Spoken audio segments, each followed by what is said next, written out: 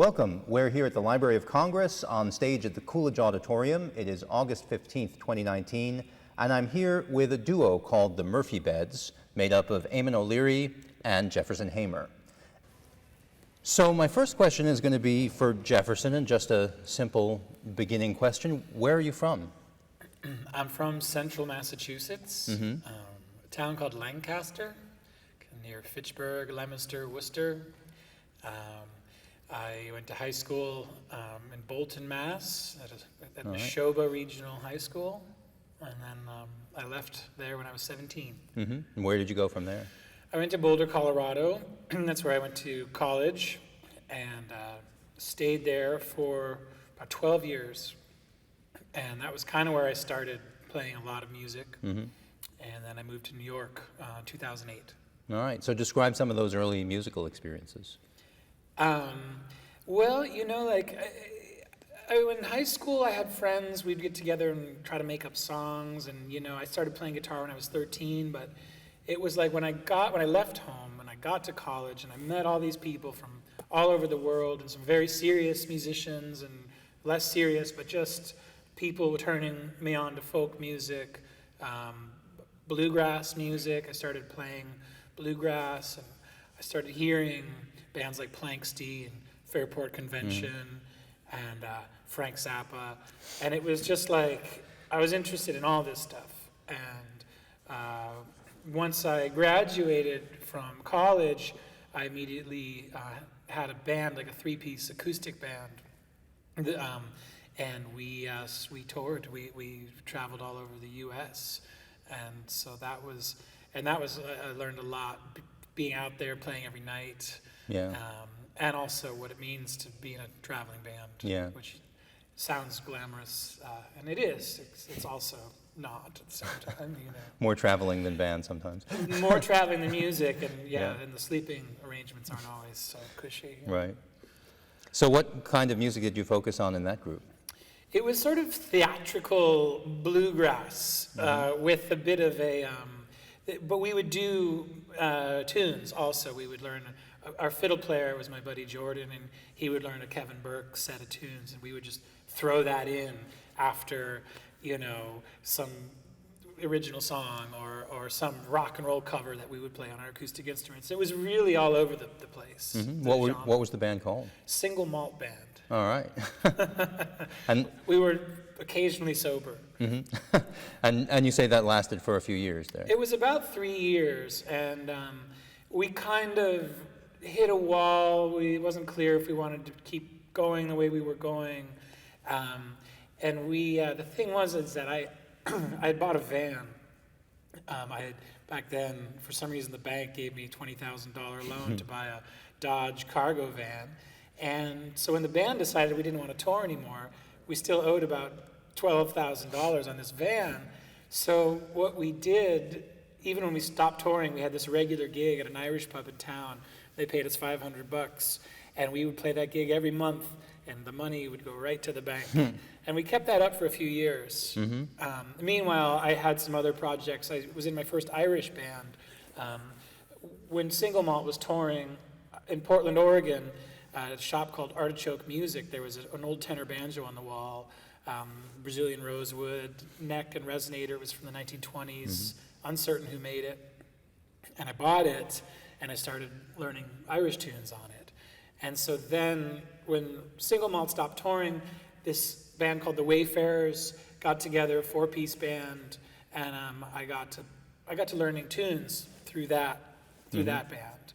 And then finally, the last of the sort of Colorado era was a Americana, a rock band called Great American Taxi. And it sounds so funny to even say these names, but that was like electric guitar in a six-piece rock and roll like bar band, and a lot of hard traveling. And when that was, I burnt on that just from the road. I mean, we were gone like 200 days a year. Yeah. And I turned 30, and I decided I need to do something else, so I moved to New York. So you ended up in New York, in Brooklyn, and there's kind of a folk scene there. So describe that community.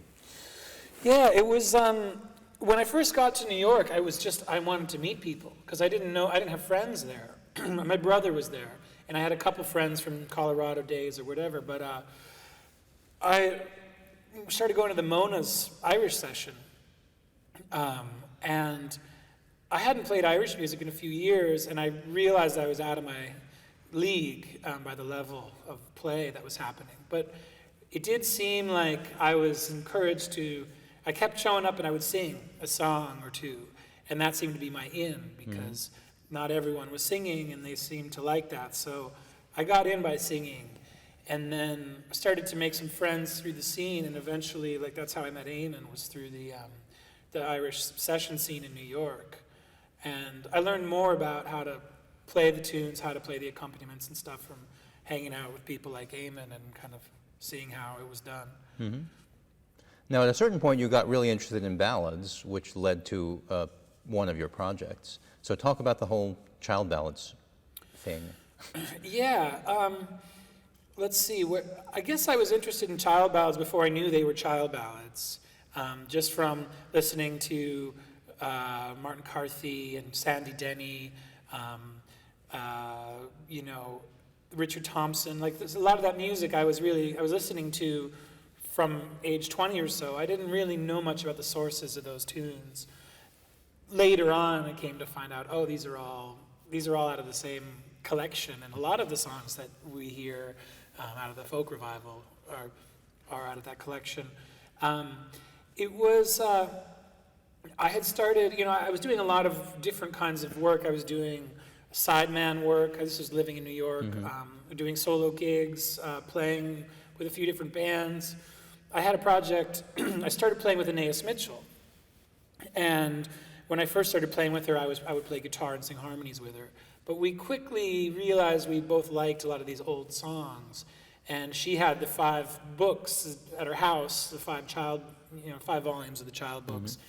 And we were up staying at her house in Vermont, and we were kind of leafing through and getting excited about, different versions of Geordie and different versions of Willie's Lady and these songs. And then we were listening to Martin Carthy's versions and Nick Jones. And I think that project kind of evolved. It started out like, let's just take Martin Carthy's version and maybe like change a few things that we like, that we want to sing differently. And then later on, we got more ambitious, and we're trying to create new versions of songs like Tamlin or Sir Patrick Spens with new melodies. And so that we finally had enough together that we were able to record the album Child Ballads. And that was really successful, actually, in terms of critical reception, let's say. Yeah, well, it did seem to get attention and won a BBC award, and it was all really, it felt really nice. I also, like, it was on a label, it was on Anais's own Wilderland label, but it had a bit of an industry push behind it, and it does make a difference, getting the music out there. Right. And of course, she has recently gotten some accolades for Hadestown, so it must be nice to see your old friend doing well. Oh, absolutely. I mean, Hadestown was always a hit amongst anyone who heard it. People really liked that record when it was a concept album when it started, and now it's evolved into a Tony-winning Broadway musical. So it's a whole other level of recognition. All right. So you were mentioning that you were in a number of other bands, and another project that people might have heard of is Session Americana. So talk a little about how that developed. Yeah, Session Americana was a Boston-based band, started by, the core is our friend Rye Kavanaugh, Billy Beard is the drummer, Dinty Child is a multi-instrumentalist, and Jim Fitting is a harmonica player. Those 4 guys have always been in this band. There was a guy named Sean Staples, was the mandolin player. He stepped out of the band.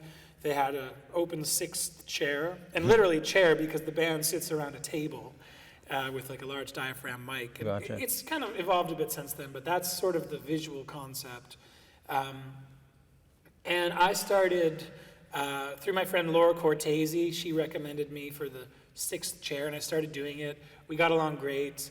It's a fun band because it's really, everyone sings, there's a lot of original songs, and I get to play electric guitar, which I love that. So, and it's also nice because there's some flexibility being the sixth chair. I can do stuff with Eamon, I can tour with someone else, I can do my own thing.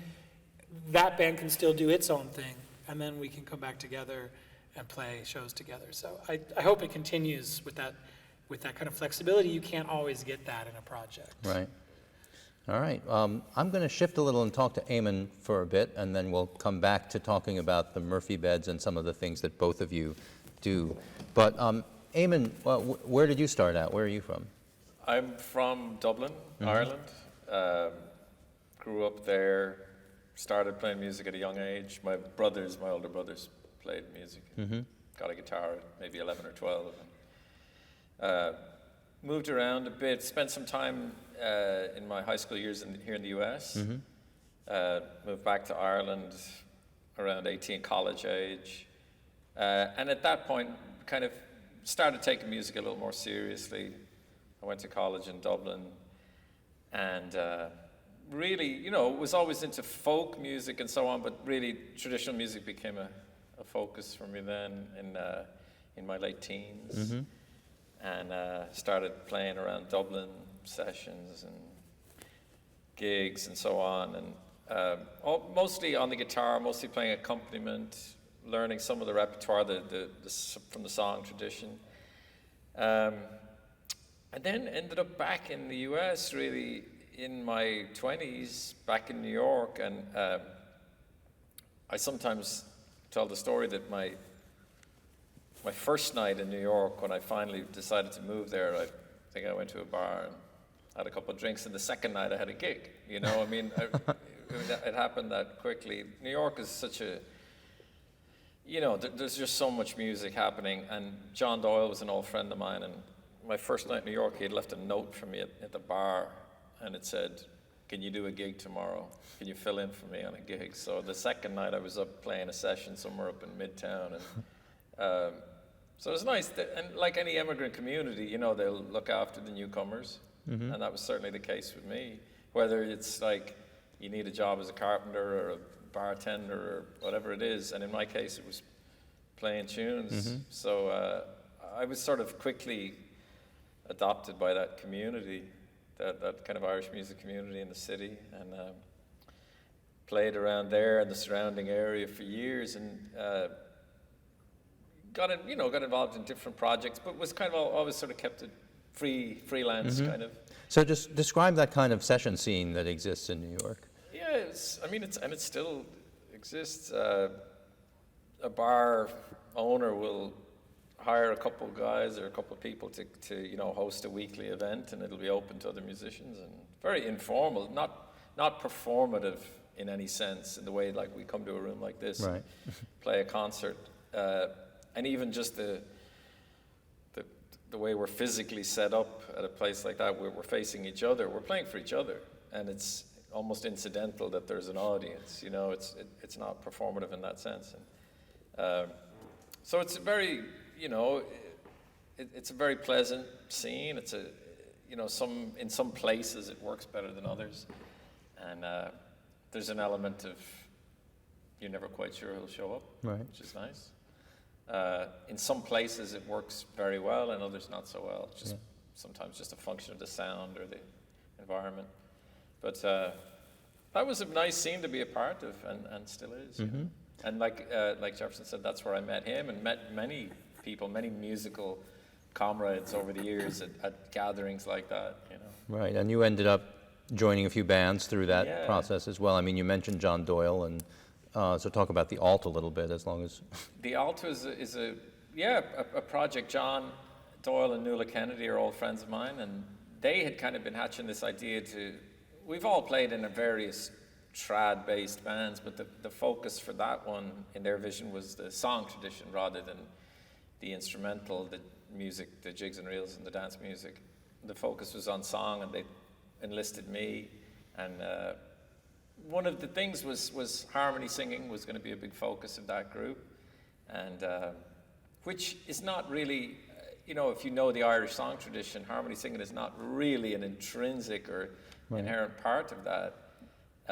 Most of our melodies, as you know, are sung unaccompanied or were originally, and like what myself and Jefferson do, arranging for harmonies and also for instrumental interplay and arrangements and stuff. So the alt was a nice project, two old friends, and we've had some, we made one record together and have traveled a bit, and it's an ongoing thing, but we're all busy and it's hard to coordinate sometimes. Right. But So in the concert today, you mostly played bouzouki. Is that your main instrument now? in recent years, yeah, the bouzouki has become my main instrument, and partly I think that's a function of hanging around with guys like Jefferson and John Doyle, who Have the guitar down. yeah, exactly, and have that covered. So the bouzouki, I've just always been a huge fan of the instrument. Since my early teens, there was a guy that lived. He was a friend of my oldest brother when I was young. A guy called John Mayock from County Mayo, and he played a Joe Foley bouzouki, and this would have been about maybe 1985 or 86 was when I first encountered that instrument. And immediately I was, so taken by that instrument, and didn't get my own one until maybe I was about 20 or so. But there's just something magical about that instrument, and its history, as you know, in Ireland is relatively short. Sure. And it's really only been a part of Irish music since the 1960s. So in some ways it's an evolving story.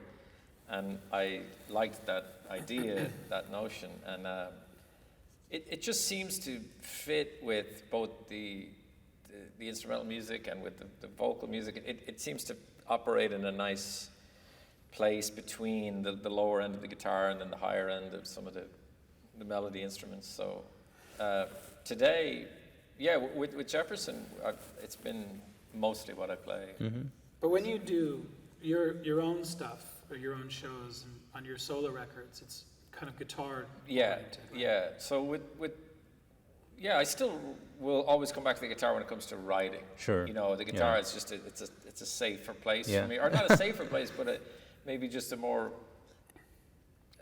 expansive in some ways for me, or a more familiar place in some ways. So for writing, I'll use a guitar, and but yeah, with these bands that I'm currently working with, the bouzouki Right. would be my main thing. And mention the Immigrant band as well. Oh yeah.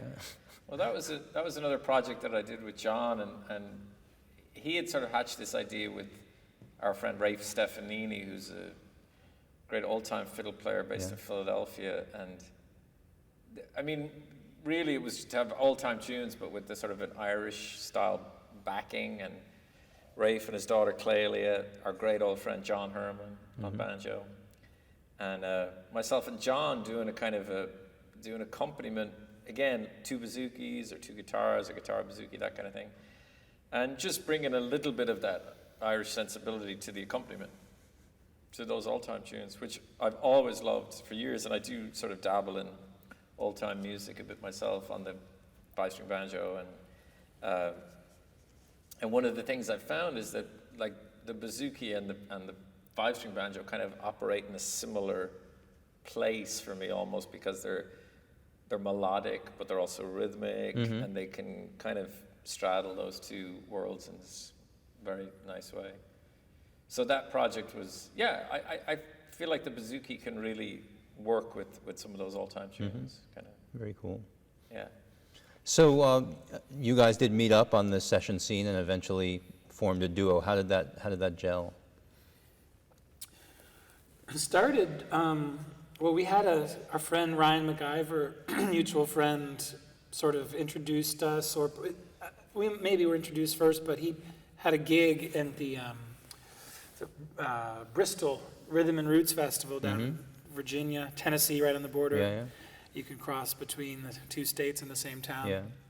And that was our first gig, I think, if I'm remembering right, with a fiddler named Cleek Schrei. Yeah. And we started shortly thereafter, and we were doing sessions at this point around New York, but we started hanging out, just the two of us, and working up some arrangements, the kind like we did today. And I have recording equipment, home recording setup, and so we would set that up in one of our apartments, and we would play the same song over and over while we were recording. And it would start to evolve into something more solid and sometimes more complex. And after doing a lot of that, we wound up with the material for our first record. So that was, in a way, the record predated the band, Right. the Murphy Beds. So it didn't really exist until we made that record, and all of a sudden we had some repertoire and we had a name too. And that's how in my memory, how it came to be. Yeah, I feel like that. Yeah, making that record was kind of a crucial thing, and the songs, were songs that we had sort of individually kind of sought out and sourced and researched and such, but then brought them to each other for arrangements, and I do think that having the recording set up was a huge part of that, because we would just kind of leave tape running because we weren't paying for a studio or anything like that. So we would just leave tape running and hatch ideas as we went, and then listen back to things. And so those arrangements kind of just grew up through the recording process. And and then going out, it was almost like playing live was a secondary consideration. We almost then started playing live shows and recreating what we had come up with. You had to learn the album once you Exactly. Yeah. But one of the principles that we kind of stuck to during the recording of the albums, we didn't use any overdubs at all. So everything we played on the record, we were able to reproduce live. Right. So there's no. That's handy. So there's, which, I mean, you could see it as a limitation in some way, the fact of having no overdubs, but I've always been a huge believer in the old adage that everything you add takes something away. Right. So having that sparse, kind of pared down sound, I thought was an aesthetic choice, as well as being a practical choice, and it meant that when we played live, we could, and I don't mean reproduce like exactly what we did on the record, but the same sensibility could be created on stage. So were there particular groups or arrangers who were inspirational to you in doing that? There's things that I hear in it that seem like they probably were, but let me know what you...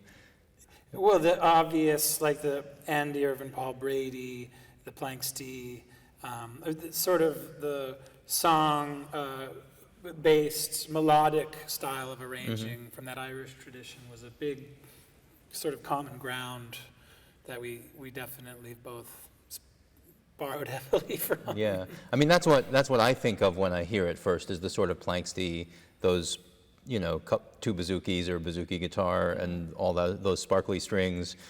It has that feeling, and it really captures that really well. I mean, it's like being back in hearing Planksty. So it's kind of cool in that way. Yeah. So yeah, I think the influence of those records in that area, I mean, it's just undeniable.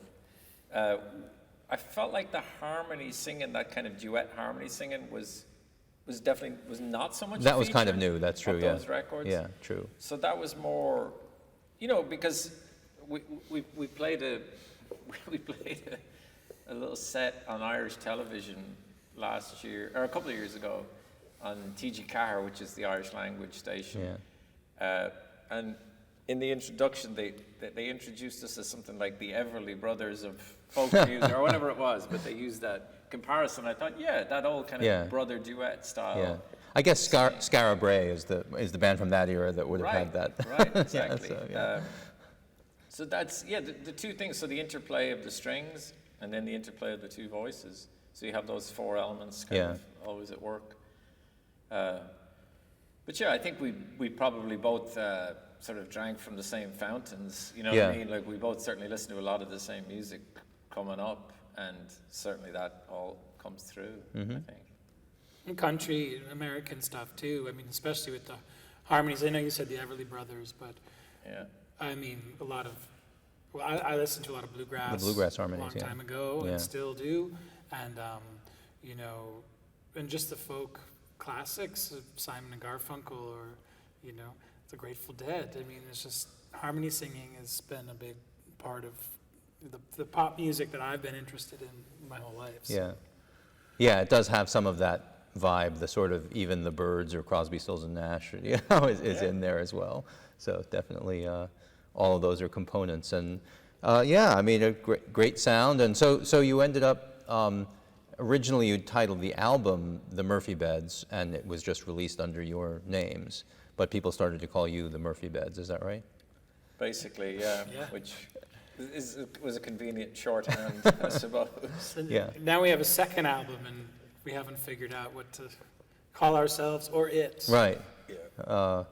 You could put it out under your own names, but then it could be like a Murphy Beds joint, because it's a Brooklyn. Spike Lee style. A Brooklyn homage. So one of the things that's kind of cool listening to you also, especially here at the Library of Congress, is your use of archival sources and your acknowledgement of them. I mean, we heard Warner Collection, we heard an Almeida Riddle song, collection from Sam Henry. So how did you develop that process of looking into these old places for stuff? I've always loved learning from books, and partly one of the things I've always loved about it is the freedom and the latitude you get then as an arranger. Because sometimes I always felt if I learned a song from a record or an album, then it's hard for me to disentangle the elements. Yeah. And so someone else's chords and someone else's arrangement become this sort of inextricable part of the thing. Whereas if I just work from a text, I feel like I have all this freedom then to, put my own harmony or bring our own sensibility to bear on the thing. So in a way, it's very liberating. I mean, sometimes it's hard to get the measure of a song until you've heard it really sung and heard it sung well. But I have resisted. I mean, of course, I know a lot of songs from records, but I've resisted the urge to kind of really work on those and record ones that other people have already arranged, or so for that reason, old field recordings and old collections are, I think, indispensable. Yeah, field recordings are great too, because you get the song sung, but you don't get any of the baggage that goes with it except for the voice. Yeah. And I would say that there's not a single song on the record, on our record, for example, or in our repertoire, that we didn't also make textual adjustments to. Right. I mean, we do want to sing songs that we feel we can fully inhabit as singers, and so sometimes that means striking out verses or changing a line here and there. So we do give ourselves that freedom. So we're not preservationists in that sense, like singing, dutifully singing or recreating something from an archive. It's more, bringing a song to life in a way that makes sense for us. Yeah. And it's interesting too, because in a lot of these songs, I mean, one of the things that's attractive about them is that they're somewhat alien in terms of, what they're talking about. You're riding a horse and the saddle came back and he didn't come back. These are not things that we encounter in our daily lives now. And yet you don't want it to sound so alien that it puts people off. So you have to make those adjustments and make it sound idiomatic and yet still have these images. How do you negotiate that or navigate that little minefield? Yeah, it's probably an evolving process, right? Like the next song you tackle, you might make different decisions.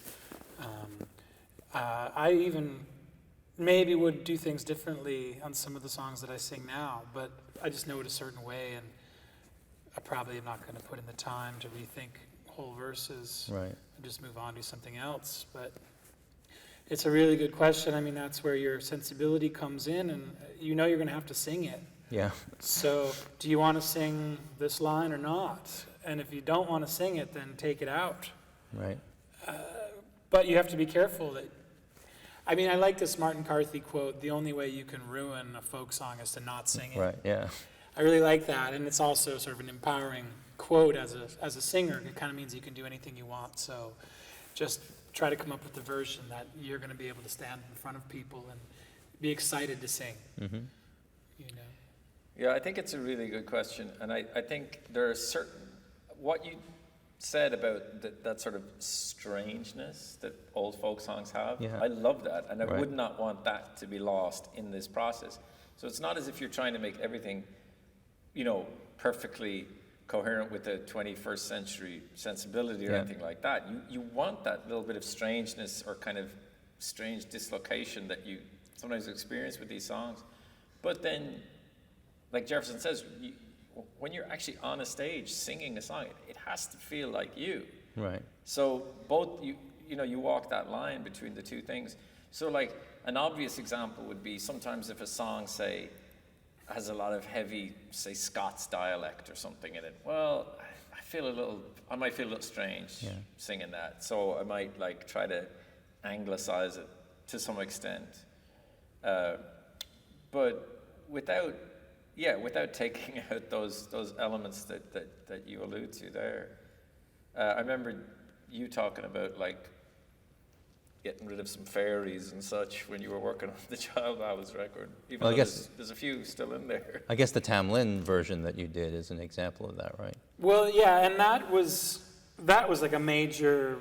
The content itself got changed a lot, and almost don't even want to talk about it because, that the decisions that went into doing that there were many. Mm-hmm.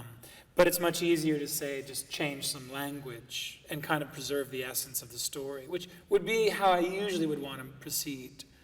Typically it's like, I like this song, I want to learn it, I want to sing it. Probably not going to try to reinvent all kinds of plot details, but might work on the language. Mm-hmm. And one nice thing about working out of a book with multiple versions, we always come back to Child. Child did a lot of the hard work for us, right? He edited together all these similar texts, Right. which was a huge lifetime project.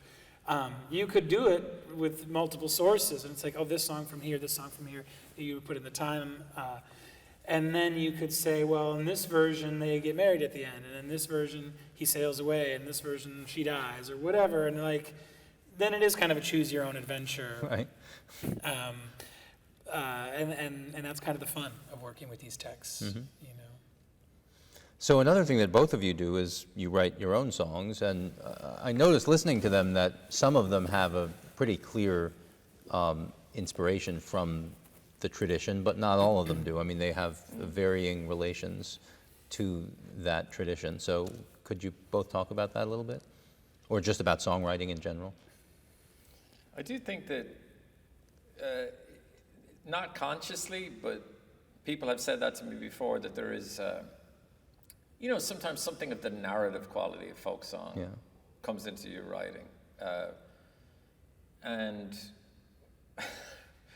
we were talking yesterday about some singer-songwriter language which can get, we described it as like having an interiority complex where it can kind of disappear into itself sometimes. Right. Now, sometimes it can be very beautiful and poetic and all the rest. But one of the things about folk songs often is that they're more outward looking toward the world and toward experience and so on. And so bringing some of that to bear in writing. But sometimes, it's a mysterious thing where things come from, and only sometimes in retrospect, or sometimes somebody will say to me or point out a similarity between something I've written and, what I should be explicit about is I never try to write idiomatically, like I want this to sound like an old song. Never. I don't think you can start writing with the notion ahead of time of where you're going to end up. I think that's a recipe for, disaster. But I think so. You have to allow the mystery to come through. But just from all these years of singing these songs and from, navigating these waters, inevitably some of that stuff is going to come out in your writing. And people have said that to me before about how they hear echoes of this or that, not necessarily particular specific songs, but just echoes of that kind of sensibility. But then, in terms of like idiomatic qualities, like, I mean, I love country music, and sometimes I hear that more than I hear, you know, traditional music. And sometimes these distinctions all get a little bit obscure anyway, Right. and less useful than they might be. Yeah. There's definitely storytelling.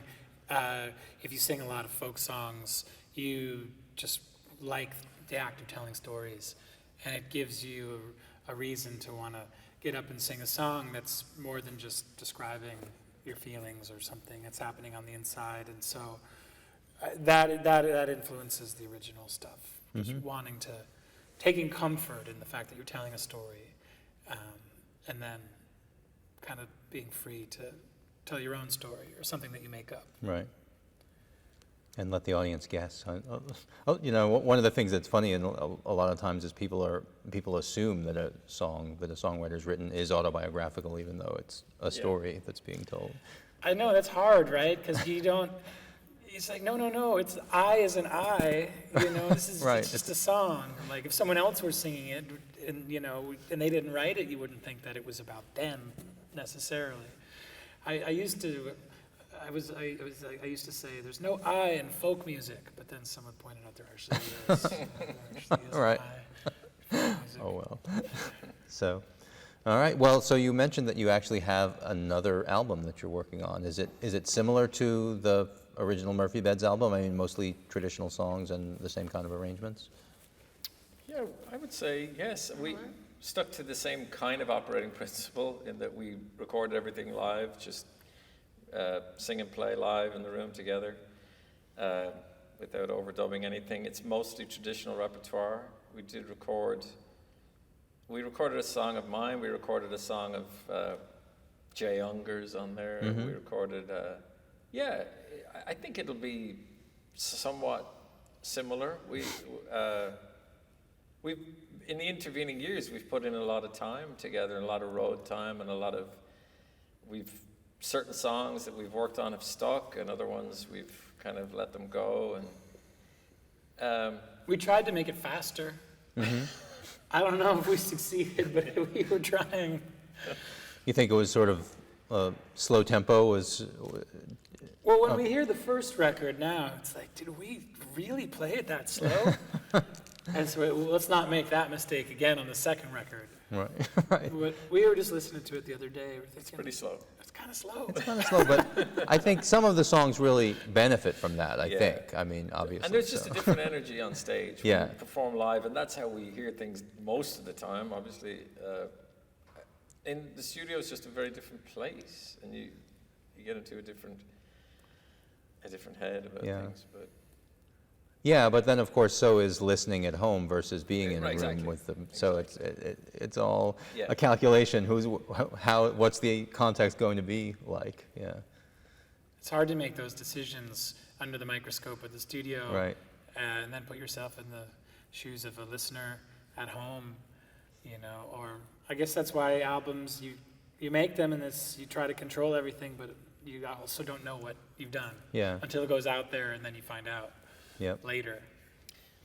we found a lot of people responded to our first record telling us how much they enjoyed falling asleep to it and things like that. So we were never quite sure how to take that. Or Right. driving, which I think is good because that encourages like safety. Right. I would hope so. As long as they don't fall asleep Yeah. while they're driving. Exactly. Yeah. That's So, yeah. So, well, you each also have a recent solo album that maybe you want to tell us about. So, Yeah, we both, in the last couple of years, have put out solo records. I helped record Eamon's solo record, which is out on a UK label. My record I put out myself and recorded it myself, and they're all good, original songs with bands, different bands. right. Great. Yeah. And what are the titles of your albums? My record was called All Souls, and Jefferson was enormously helpful in recording that record and making some crucial suggestions during that process, and also plays a little small bit of guitar on the record. And Yeah, it's that record came out on a label called Reveal in the UK. Mm-hmm. Was there sort of an idea behind it, or is it mostly just your repertoire, your new songs? Some of them are songs that I've been hanging around for a few years, and then some were very new, and but yeah, the sound, and sometimes if I were playing a show like the one today, where people have a reasonable expectation that the record they're going to buy is going to reflect somewhat what they've heard. So sometimes, if I have that record, I will point out to people that it's different. Yeah.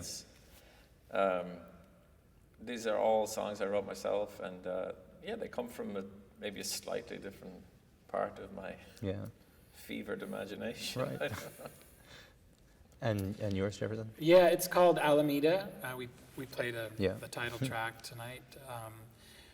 It took a while to get the material together, and I was happy to finish that. Finished up recording it a year ago or so and put it out last fall. And it's kind of a half electric, half acoustic record, but it's mostly a band record with a rhythm section. Some friends of mine played drums and bass, and then I brought in other friends to do some overdubs. And it's like a folk rock record, I think. Mm-hmm. All right. Well, I guess one last question is, how do you react to coming and playing on stage at the Library of Congress?